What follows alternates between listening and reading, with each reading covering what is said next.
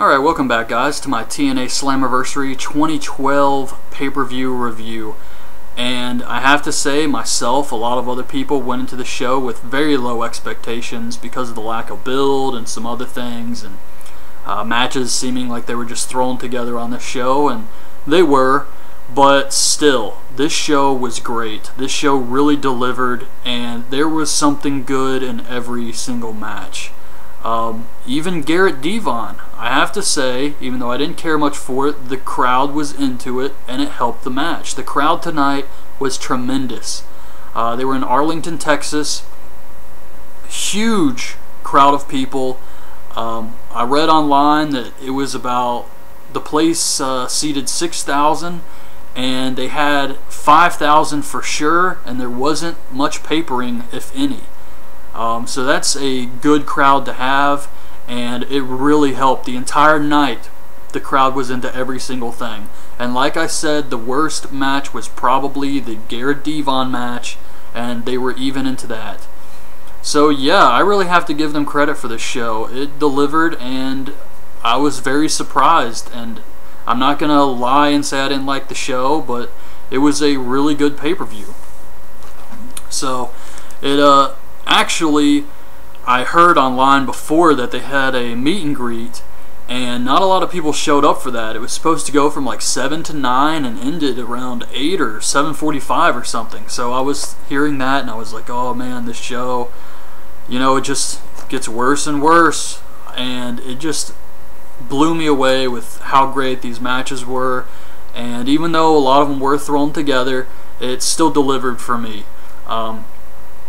I had a good time watching this show.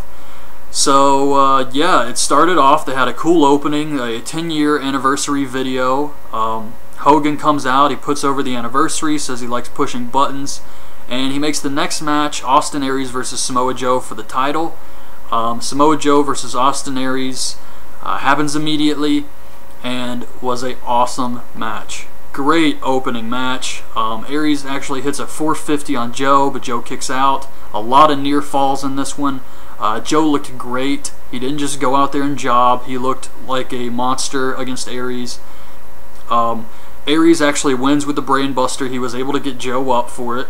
And that was it. It was a good match. The crowd was into everything. They were cheering both guys. And it's really close between this and the AJ Angle tag match. I would have to say the tag match was match of the night, but this one was right up there with it. Then we get Kid Cash versus Hernandez, and like I said, this one was just kind of thrown on last minute, and I wasn't really sure what to expect, and this match was also pretty good. Hernandez hit a crazy dive to the outside. I don't know what that was about. I know this match was hard to follow the Austin Aries Samoa Joe match, but like I said, they did a good job with this match as well. Hernandez actually wins with a big splash, and Hernandez worked as a face here. Now, I'm not sure what they want to do with Hernandez. I thought maybe Cash would go over because they're going to start building up the Destination X pay-per-view, but they had Hernandez go out there, do a splash and a dive. Maybe they're going to throw him into that somehow, so we'll see what happens, but the match itself was good. Then they started counting down the top 3 moments in TNA history. The first one was AJ beating Lynn for the X Division title at number 3, and they continued to do this throughout the night. Then we got the tag match, Robbie E. and Rob Terry versus Devon and Garrett. Madison Rayne comes out on the ramp again because she's got a crush on one of these guys. Devon wins with the slam, Spinebuster slam or whatever, while Garrett is taking out Rob Terry, and that was it. They win. I didn't care for this, but the crowd seemed into it, so it would have been a lot worse with a dead crowd, so I thought it was alright. Afterwards, Devon and Garrett dance horribly together. They're doing the rush hour head thing, and oh god, it was stupid. But backstage, Jeremy Borash is talking with Kazarian and Daniels. Kazarian talks about his TNA moments he's had, and then Daniels is drinking an Appletini. Being a big fan of the TV show Scrubs, I actually popped for this because of the Appletini. Then we have Mr. Anderson versus Hardy versus RVD. Hardy wins, or doesn't win. Hardy hits the swanton, but Anderson pulls out the ref and tosses Hardy out. RVD goes for Rolling Thunder and gets caught with the mic check, giving Anderson the win, so Anderson's going to get the title shot on Impact. Decent match. Not a fan of Mr. Anderson's haircut. That looked horrible, but I figured it would be between Hardy and Anderson. Hardy having so much, pull with the fans and everything. He won the challenge with Devon for the TV title where the fans got to vote, so I figured they'd put Hardy in there for sure, but they went with Anderson. Either way, I didn't really care much about this match, but it was an okay match. It was just kind of average. Backstage, Crimson says he's been undefeated for 470 days. That's way too long. So he says that he is going to remain undefeated no matter who accepts the challenge.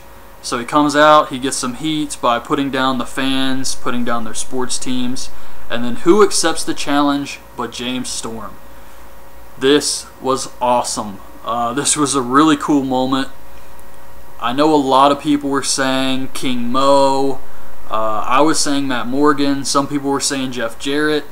And I didn't hear many people, if any, saying James Storm. And to see him come out, I thought was a really cool moment. It was a surprise to me, and I enjoyed it. They had a really short match, but Storm wins with the last call. The streak is finally over, and that was it. It was good all around. Then backstage, Austin Aries is talking about how he's the fastest rising star in less than a year in TNA.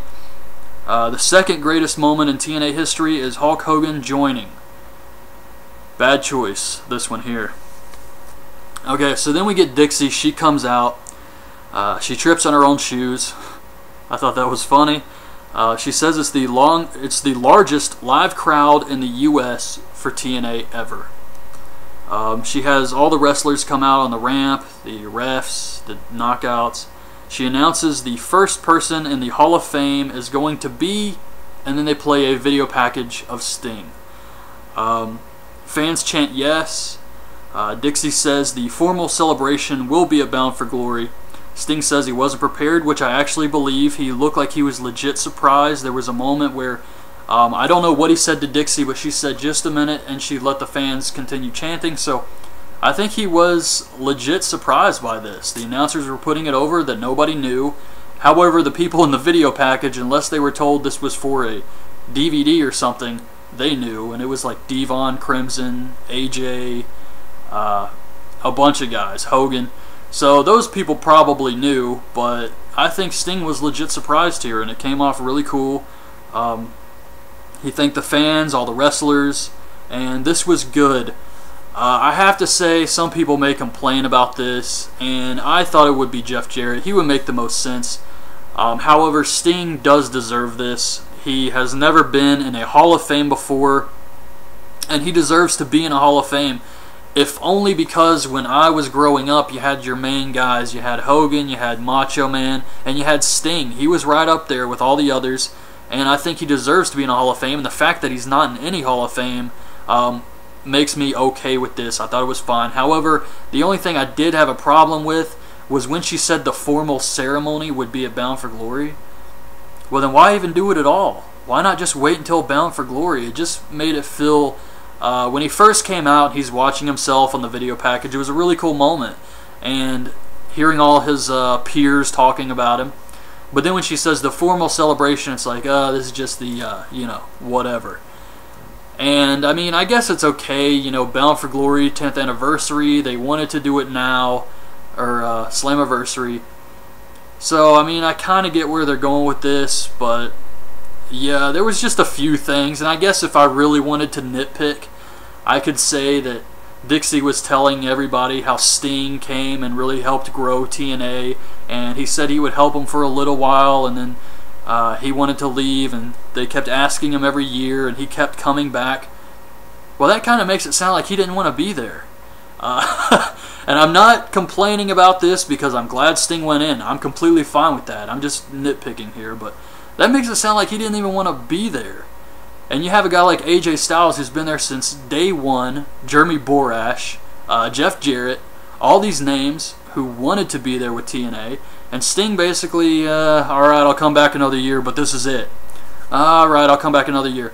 However, I'm looking at Sting, and I know TNA has only been around like 10 years. Ring of Honor's been around a little bit longer. CZW's been around longer than both. But, you know, TNA is going to have a Hall of Fame. They're going to have a Hall of Fame. It's just what they're going to do. And, I mean, I'm thinking about Sting as a deserving person to go in any Hall of Fame, in my opinion. And so I'm glad he finally gets to be in a Hall of Fame. But that's basing it off his entire career, just not what he's done in TNA. But, yeah, anyway, that's my thoughts on this whole Hall of Fame situation. So, then we get Brooke Tessmacher. Oh, I'm sorry, we are not allowed to call her Brooke Tessmacher anymore because we have a new Brooke on Impact, Brooke Hogan. Yeah, now it's Miss Tessmacher again. There can only be one Brooke, and I guess Hogan's going to throw his weight around and get what he wants, and so she's just back to Miss Tessmacher. Not really a big deal, but stuff like that kind of pisses me off when someone just comes in and a person who's been there gets kind of just treated a little bit differently because of stupid shit like this. Like, there can't be two Brooks. So we get Tessmacher versus Gail Kim for the title. I do want to take this opportunity to point out there was a Botchamania sign in the crowd. I thought was awesome. Tessmacher wins with a roll-up. She's the new Knockouts champ. She cuts a short promo calling the win epic, gets a nice hometown reaction, and that was it. It was fine. Knockouts division needed something new, so this is good. Bully Ray cuts a promo putting over the contract with Joe Parks that he signed so he can't be sued. Then we get Bully Ray versus Joseph Park. Park comes out wearing a sweatsuit, and Bully bullies him pretty much the early goings-on in the match. He just bullies him around, slaps him. Joe Parks finally gets a slap in. Bully Ray snaps. He brings in a chair. Parks gets it. Parks turns around before he can hit him with the chair, and Bully grabs the chair, hits him a couple times in the back. Crowd was all for Park here. Bully misses a senton, and Park goes off on him, but gets hit with a big boot. And then Bully goes and brings in a table, a cane. Fans chant ECW. Park gets the cane, canes the crap out of Bully in the head. Then he crawls under the ring, and then Abyss crawls out the other side. He gets in the ring, he chokeslams Bully through the table, and then Abyss crawls back under the ring, and then Joe Parks crawls out and pins Bully and gets the win. Yeah, for some strange reason, I didn't mind this. I enjoyed it. It was entertaining, it was fun, and I mean, what else did you expect him to do? Abyss is Joe Parks. I mean, they had to do some kind of crazy crap like this, and I thought it was fine. I guess the only thing I was wondering about after this was it never showed Abyss. It never showed his face. And unless Joe Parks is incredibly fast changing his clothes, he didn't have enough time because Abyss was wearing his regular get-up. So I think there was someone else who got out, did the Abyss roll, and then Joe Parks crawled back out. However, if that is true, then there was some poor guy sitting under that ring this entire show, wearing these hot-ass Abyss clothes with a big jacket. And, yeah, that's just sad. But overall, I thought this was an enjoyable little match. Rude says everyone wants to celebrate tonight, but they should only celebrate him. He's the best of the best. Hogan comes out. He's back again. He says he has one more surprise. It's Christian Cage. He talks about Christian comes out. He talks about the ring being different. He doesn't have the Intercontinental title with him here. He plays the he puts over TNA and the fans. Then he plays the final moment in TNA history, which was Sting coming back in 2006. And then they immediately jump to the Kazarian, AJ Styles, Christopher Daniels storyline angle video package thing. And it never shows Christian leave the ring. It just immediately jumps to that right after. Kind of pointless here. I mean, that's what they got for letting WWE use Ric Flair, whatever. That's what they wanted. I have no problem with it, I guess. The only question is, why the hell didn't they advertise it? Why did you not advertise this? I mean, the only thing we got was like a tweet from Dixie Carter on 2 days before the show, and no mention of this on Impact or anything else, a live show. It just doesn't make any sense. So yeah, that was the big Christian thing. Then we get Kazarian and Daniels versus Kurt Angle and AJ Styles for the tag titles. Awesome match, definitely match of the night. Kurt Angle hits a double German suplex on Kazarian and Daniels here, which was cool. There was a small botch, I think. I don't know what the hell was supposed to happen, but AJ like jumps off the top rope or falls, and I thought maybe the ref was supposed to take a bump. I'm not really sure what happened here, but the match was still great. Kurt hits a big splash, but Daniels pulls the ref out. Then AJ hits a giant springboard shooting star on the outside on Daniels.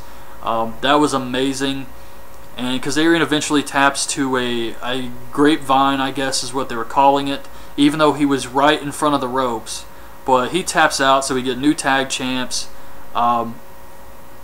It was a great match, and it's really hard to choose between this and Joe Aries, but I have to go with this one overall. I'm not sure where they're going to go with this. I was thinking because of the whole AJ Dixie angle, now that they're tag team champions, perhaps Kurt Angle's going to say something like, hey AJ, get your head in the game, we got to defend these belts, and AJ's going to be distracted, eventually snap and turn heel and feud with Kurt Angle. That's just something I was thinking about. Bobby Roode versus Sting for the world title. This was actually where I started to get nervous, because I was thinking it's been a great show so far. Please do not put the belt on Sting. It was an okay match. They brawled around on the outside. Sting gets Roode in a Scorpion Deathlock on the announce table, and Roode taps, but it's on the outside, so it doesn't count. Roode grabs a beer bottle, tries to hit Sting in the head with it, but Sting catches it, hands it to the ref. While the ref is putting it away, he hits him with another beer bottle and pins him, gets the win. So Bobby Roode does retain the belt. Afterwards, a busted open Sting hits the ref, clotheslines Bobby Roode out of the ring, chases him up the ramp, hits a suplex on him on the ramp, and then they both take a bump off the ramp, a Scorpion Death Drop through a table. It looked like they were saying something to each other here. I'm not sure what it was. I thought maybe Sting said, I hit my head, and then Roode said, me too. But he could have been saying, I'm alright, and Roode said, me too. But I'm pretty sure I heard them say something. Not sure what it is, and I don't really care. That was it. That was the end of the show. Great pay-per-view. I have to give TNA credit. They really brought it tonight. Despite me having low expectations, they delivered. And I got to give them some praise for that, because this was a really good pay-per-view. This one's right up there with Sacrifice for me. So yeah, guys, that's my review of TNA Slammiversary 2012. I hope you liked the video. Leave your thoughts on this pay-per-view in the comments below. And thanks for watching. Bye.